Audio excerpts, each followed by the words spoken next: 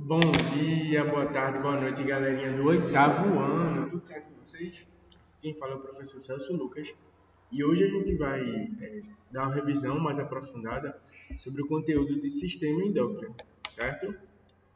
Ó, primeiro eu gostaria de falar aqui, o sistema endócrino, ele tem esse nome porque as glândulas, elas são divididas em dois tipos. Existem glândulas exócrinas e glândulas endócrinas. Primeiramente, o que é uma glândula? Bom, uma glândula é uma parte do corpo responsável por produzir substâncias. Quando essas substâncias elas são colocadas para fora do corpo, elas são chamadas de glândulas exócrinas. Já quando essas substâncias elas são jogadas para dentro do corpo, elas são chamadas de glândulas endócrinas. Por isso que é sistema endócrino, porque são substâncias jogadas para dentro do corpo, certo? E aí no slide tem dizendo o seguinte: glândulas exócrinas liberam sua secreção fora do corpo ou dentro de uma cavidade, né? Aí os exemplos, a gente tem as glândulas salivares, sudoríparas, sebáceas, etc. Já as glândulas endócrinas, elas liberam sua secreção, que são chamadas de hormônios, diretamente no sangue, como a hipófise, tireoide e suprarrenais. Não se espantem com esses nomes que a gente vai ver cada um detalhadamente, certo? E existem também as glândulas mistas, que elas possuem uma região endócrina e uma exócrina, como por exemplo o pâncreas, certo?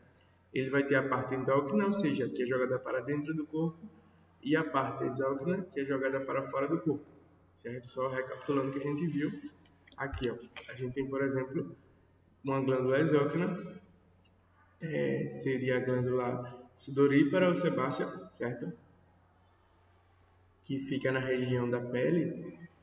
E aí a gente tem aqui, ó, a substância seria jogada, por exemplo, suor ou queratina, né? Seria jogado na superfície da pele. E por outro lado, a gente tem aqui uma glândula endócrina, que é uma célula secretora que vai produzir os capilares, certo? E essas células aqui, secretoras, ou seja, as células que vão produzir as substâncias, elas que vão jogar as substâncias dentro do corpo, diretamente no sangue, certo? Então, recapitulando, a gente tem três tipos de glândulas: exócrinas, quando jogo para fora do meu corpo; endócrinas, quando jogo para dentro do meu corpo; e mistas, quando tem uma região que eu jogo para dentro, mas tem uma região que eu jogo para fora, certo? Ó, vamos falar, como a gente está falando de sistema endócrino, a gente vai focar nas glândulas endócrinas, certo? Quais as funções das glândulas endócrinas?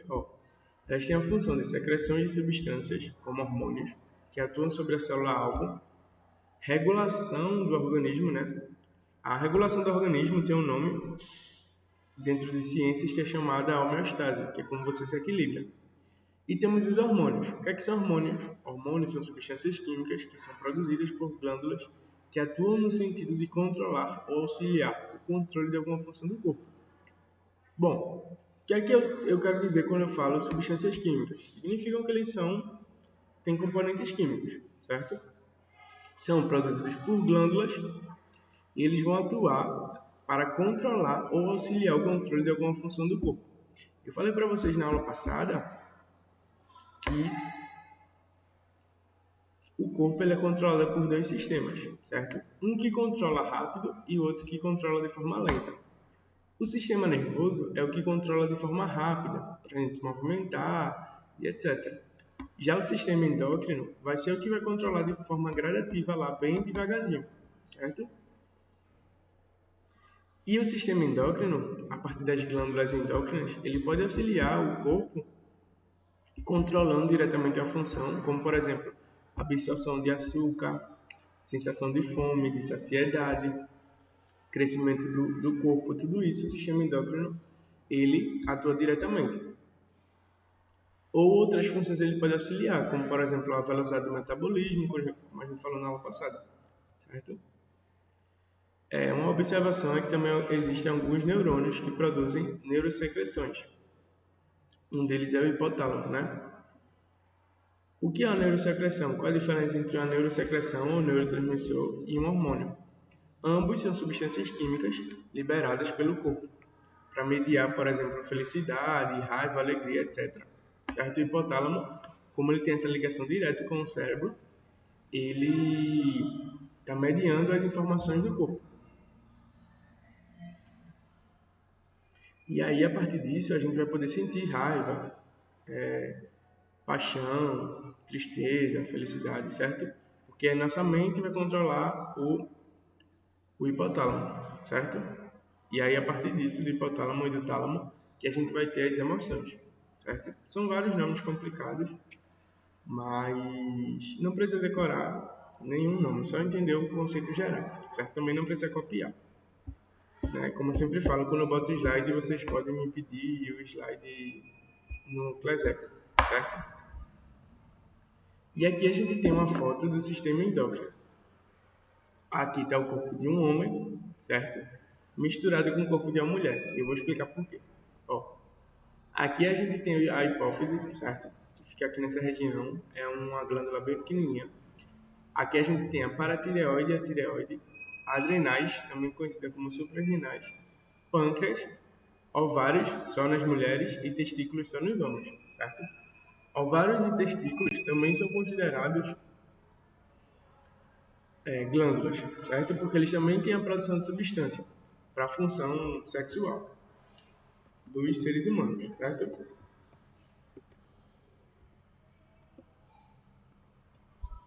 Primeiro a gente vai falar da hipófise, também chamada como pituitária.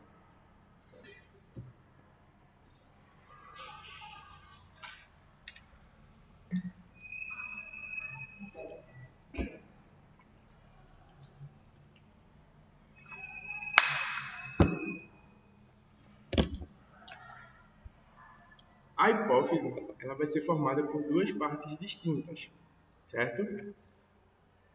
A gente tem a hipófise chamada de hipófise anterior e a chamada adenohipófise ou neurohipófise, certo? Hipófise anterior ou adenohipófise e neurohipófise. Ó, a adenohipófise, né, que é a hipófise anterior, ela produz e armazena hormônios. Já a neurohipófise apenas armazena hormônios lá do hipotálamo que a gente falou, certo?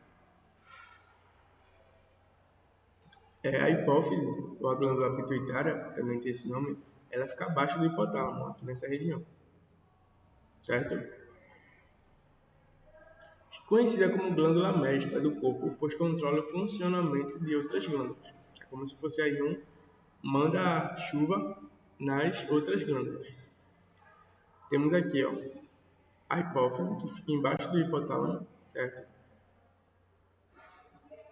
E aqui, ó, a parte interior e a parte posterior. A adenohipófise, para vocês terem uma noção, ela secreta 6 hormônios. Tem um nome bem complicado, TSH, ACTH, FSH, LH. Ambos têm a mesma função, que eles vão estimular o funcionamento de outras glândulas, certo? Temos o IGH, que é o hormônio do crescimento, e a prolactina, que é o hormônio das mulheres que estão em período de amamentação. E já aqui na neurohipófise nós temos dois hormônios. O hormônio antidiurético, né, que ele vai inibir a perda de água, certo? E estimular a sede também. E a ocitocina, que é conhecido como hormônio da felicidade. Temos o somatotropina, ou IGH, que é o hormônio do crescimento, né? Vocês que são adolescentes têm esse hormônio muito atuante. Suas funções são crescimento dos ossos e da cartilagem, que vão determinar o aumento do tamanho corporal, certo? E aí, se esses hormônios eles tiverem diminuição na infância, ele vai causar o nanismo, certo? E aí você vai ser uma pessoa não. Já se ele tiver um aumento muito grande, essa glândula, nós vamos ter o gigantismo. E pode acontecer também no adulto o aumento, certo? Que é conhecida como acromegalia. Então a gente tem 3 doenças causadas pelo hormônio do crescimento. Quando eu tenho pouco hormônio de crescimento na infância, eu vou ter o nanismo e a pessoa vai se tornar anã. Quando eu tenho um hormônio de crescimento muito atuante na infância, a pessoa se torna um gigante, certo? Tem pessoas aí de 5 metros, etc. Antigamente essas pessoas eram usadas por muitos círculos, certo? E aí elas eram conhecidas e tal. Hoje em dia é muito raro pessoas gigantes. Anãs é mais comum, né? E também pessoas com acromegalia, que é quando as extremidades, né, mão, perna e braço, crescem muito. Mas a acromegalia, como você já é um adulto bem estabelecido, você pode tratar. E aí você pode evitar e tal que isso aconteça. Temos aqui um gigante, certo? Que sofreu aí na infância algum problema no hormônio do crescimento.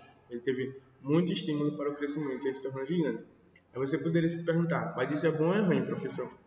Então, isso é ruim por vários motivos, certo? Por exemplo, essa pessoa aqui, ela não pode receber um transplante de ninguém, porque nenhum órgão dela vai ser compatível com a parte do corpo de alguém, certo?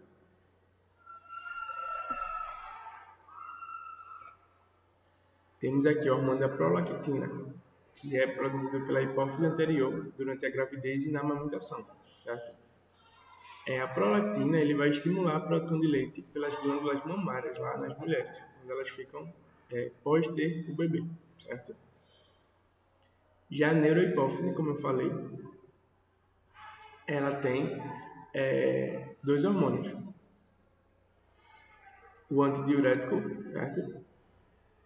Que ele vai controlar a excreção, ou seja, a liberação da água, e a ocitocina, que vai estimular a contração do músculo do útero na hora do parto, certo? E das mamas também na injeção de leite junto com a prolactina. Temos a famosa tireoide, né? Todo mundo já ouviu falar na tireoide. Também vai ser formada por dois lobos. Ela se localiza na frente da traqueia, aqui nessa região, certo? E ela libera dois hormônios, triodotironina e tiroxina, certo? Não precisa decorar isso, só para saber que a tireoide ela produz hormônios. E eles têm essa função aqui, ó, que você precisa saber a função geral, né? Que é controlar o metabolismo do corpo. Ela também produz esse hormônio aqui, ó, calcitonina, que diminui a taxa de cálcio no sangue, certo?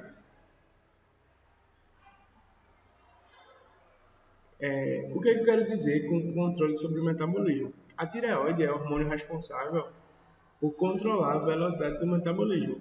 Então, você vai ter pessoas que falam, meu metabolismo é lento, meu metabolismo é baixo. Isso está diretamente ligado à qualidade da tireoide dela. Se ela tem uma tireoide atuante normal, ela vai ter um metabolismo normal. Por que eu digo isso? Porque nenhum metabolismo muito rápido, nenhum metabolismo muito lento, eles são positivos, certo? Ambos vão ter problemas. Então a gente tem aqui ó, uma fotinha da tireoide, parece com H, certo?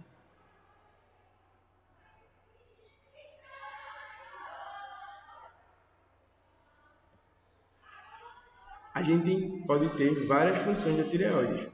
Podemos ter o hipotireoidismo e hipertireoidismo, certo?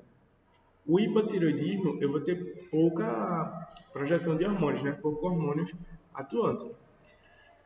E aí, eu vou ter uma diminuição de batimentos cardíacos, sonolência, tendência muito alta a engordar. Quem tem hipotireoidismo, porque a tireoide está funcionando muito abaixo do necessário. Aquela pessoa que vê um brigadeiro e engorda 1 quilo, certo? Já temos o hipertireoidismo, certo?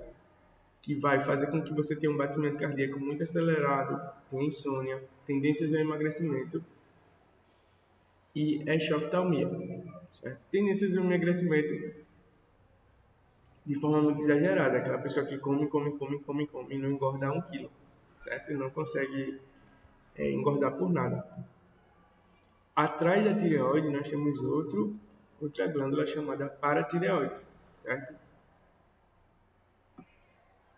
Que vai aumentar a secreção de hormônios quando a concentração de cálcio no sangue cai abaixo do normal. A paratireoide é responsável por retirar cálcio dos ossos e ela vai aumentar a absorção de cálcio pelo intestino e aumentar a absorção de cálcio nos rins, certo? Então, paratireoide e tireoide elas estão próximas, né? Porque elas controlam a quantidade do cálcio juntas. Quando tem muito cálcio, aí a tireoide manda esse cálcio ser depositado nos ossos. Quando tem pouco cálcio, a paratireoide manda esse cálcio ser retirado, certo? Temos aqui a glândula suprarrenal e suprarrenais, né, que são duas. Existe uma em cada rim, certo? E vão ter duas partes distintas. A medula, que produz adrenalina, né, que é o hormônio da agitação, e o córtex cortisol, que é o conhecido hormônio do estresse. Certo? Então temos aqui os rins, certo? E aqui as adrenais ou suprarrenais, certo? Então, cada parte, né, das adrenais vão ter uma função. Certo? Por exemplo, a adrenalina, que é o hormônio do estresse, da luta, fuga, vai aumentar a frequência cardíaca, você fica com o batimento muito acelerado. Vai dar mais energia, mais sangue para o músculo e para o cérebro, certo? Vai fazer com que sua pupila dilate, vasoconstrição, que é quando seus vasos sanguíneos ficam mais apertados, para ter mais sangue no corpo. Você diminui a salivação, tem uma respiração ofegante, características muito comuns quando você está apaixonado, certo? A adrenalina, porque ela é algo relacionado à ação. E aí, se você estiver apaixonado e tal por alguém, vai acontecer isso porque você fica nervoso por ver a pessoa e vai acontecer tudo isso aí que está descrito, certo? E temos os pâncreas, né? Que, como eu tinha falado no começo da aula, é uma glândula mista. Tem tanto a função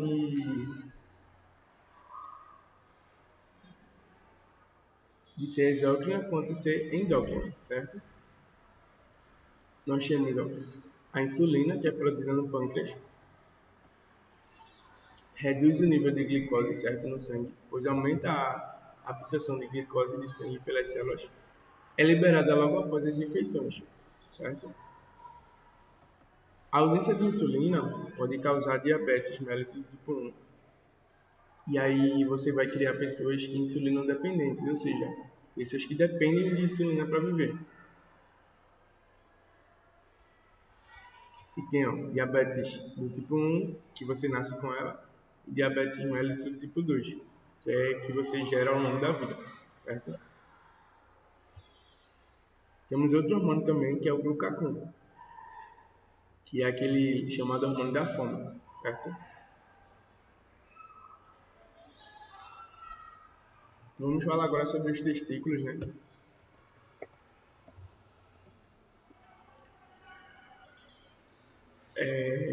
Eles funcionam aí na secreção de hormônios masculinos, como a testosterona. Eles são controlados pela hipófise, certo? E as funções dos testículos. Eles têm a função de desenvolvimento das características secundárias masculinas, diferenciação dos órgãos sexuais masculinos e da gravidez. Certo? Já os ovários produzem os hormônios femininos, como por exemplo o estrogênio. E nas funções ele vai ter o desenvolvimento das características secundárias femininas, né? Como seios, etc. E vai preparar o útero para a gravidez, certo? Agora,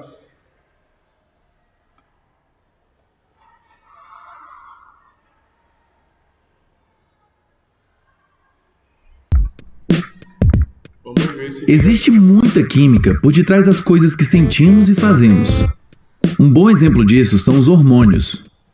Eles são substâncias que impactam praticamente tudo o que o seu corpo faz, desde a sua digestão até as suas emoções.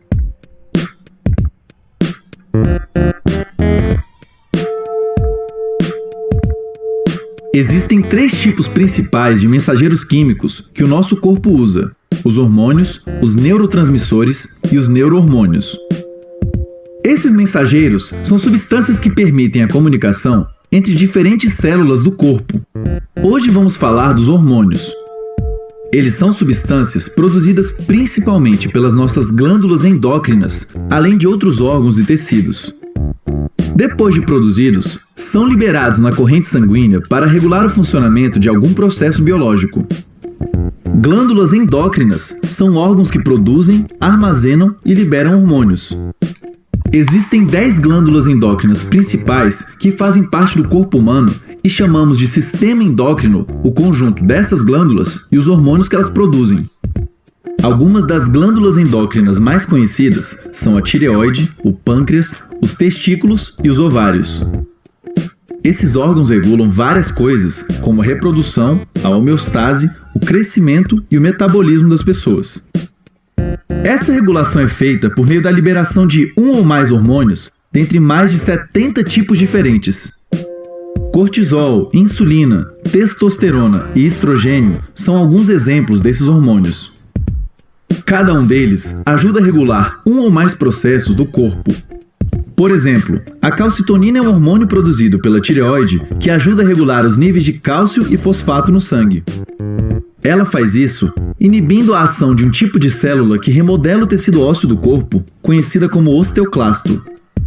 Quando os osteoclastos destroem algum tecido ósseo no corpo, é liberada uma maior quantidade de cálcio no sangue. Para regular essa quantidade, a calcitonina faz com que os osteoclastos destruam menos tecido ósseo. Geralmente, o corpo produz e secreta uma quantidade equilibrada de cada hormônio quando necessário, mas por mais incrível que seja o nosso corpo, ele não é perfeito. Milhares de pessoas desenvolvem doenças relacionadas ao sistema endócrino. Vamos pegar como exemplo o hormônio conhecido como insulina. O pâncreas é uma glândula que produz a insulina. Ela é liberada na corrente sanguínea e passa por várias células, fazendo com que elas absorvam a glicose disponível na corrente sanguínea. Quando existe muita glicose no sangue, o pâncreas libera mais insulina para que as células absorvam o excesso e o sangue volte a ter um nível equilibrado de glicose. Mas muitas coisas podem dar errado nesse processo quando alguém tem diabetes. O diabetes é um conjunto de doenças ligado ao sistema endócrino. Pessoas com diabetes tendem a possuir níveis elevados de açúcar no sangue. Existem diferentes causas e consequências para cada tipo de diabetes. Os dois principais tipos são o do tipo 1, no qual o pâncreas não produz insulina suficiente, e o do tipo 2, no qual as células do corpo não reagem à insulina como deveriam. O do tipo 2 é de longe o mais comum. Sem o tratamento, o diabetes pode levar a pessoa à desidratação extrema, coma e até mesmo à morte. Hoje em dia, uma pessoa com diabetes pode ter uma vida plena se aderir ao tratamento. O conhecimento científico sobre os hormônios e as tecnologias advindas dele tem impactado muito a sociedade.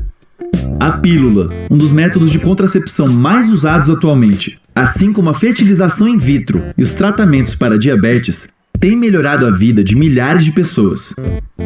E faltou falar também dos vários impactos que os hormônios podem ter na mente e no comportamento humano, mas esse assunto merece um vídeo separado. E aí, gostou do vídeo?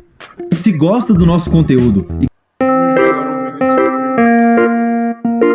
falamos em outro vídeo sobre o que são os hormônios. Como prometido, hoje vamos falar sobre a relação entre hormônios, o que sentimos e o que fazemos.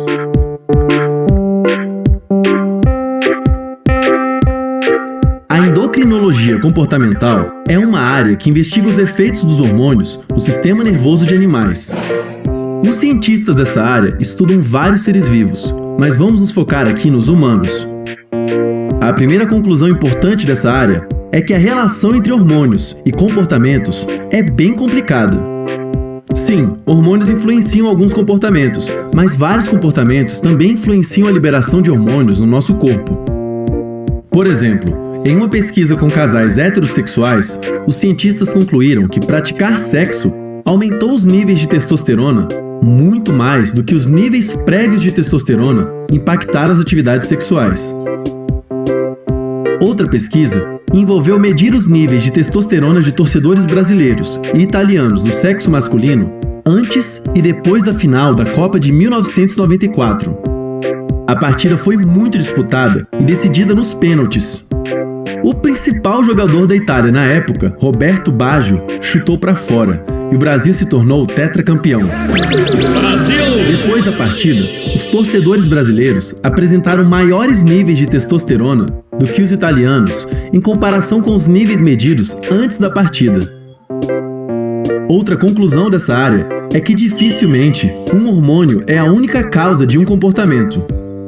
Na verdade, os hormônios podem influenciar a probabilidade de alguém agir de certa forma em um contexto apropriado, assim como muitas outras coisas também podem influenciar.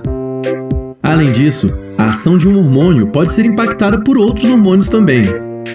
Toda essa dança química se desenrolando por detrás das cortinas costuma resultar em um equilíbrio no nosso corpo e nas nossas ações.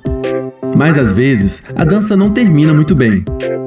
Existem evidências de que alguns transtornos mentais podem estar relacionados com irregularidades hormonais, tais como o transtorno de personalidade borderline e a depressão. Só que ainda estamos longe de uma conclusão mais precisa e confiável sobre isso por várias razões. Um outro exemplo de como hormônios e comportamentos podem estar ligados é o caso da ocitocina.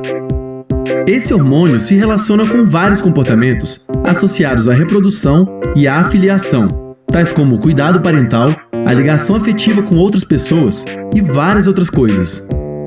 Uma pesquisa indicou que casais recém-formados tinham níveis mais altos de ocitocina do que pessoas que não tinham um parceiro romântico, e os níveis permaneceram estáveis ao longo de 6 meses. Esses níveis de ocitocina foram capazes de prever não apenas o comprometimento e o afeto atual entre os pombinhos, como previu bem até quais casais permaneceram juntos 6 meses depois. Mas por mais interessantes que sejam todos esses dados sobre os hormônios, ainda restam muitas perguntas sem respostas. Por exemplo, será que a ocitocina é a causa por detrás de tudo isso? Ou ela foi apenas uma consequência da paixão inicial entre as pessoas? Como já falamos em outro vídeo, o fato de existir uma associação entre duas coisas não indica que uma cause a outra ou vice-versa. Então, para termos maior clareza sobre o papel de alguns hormônios nos comportamentos, são necessárias mais pesquisas. Independente disso, sabemos que os hormônios... Então, galerinha, a aula de hoje era isso. Obrigado e até a próxima.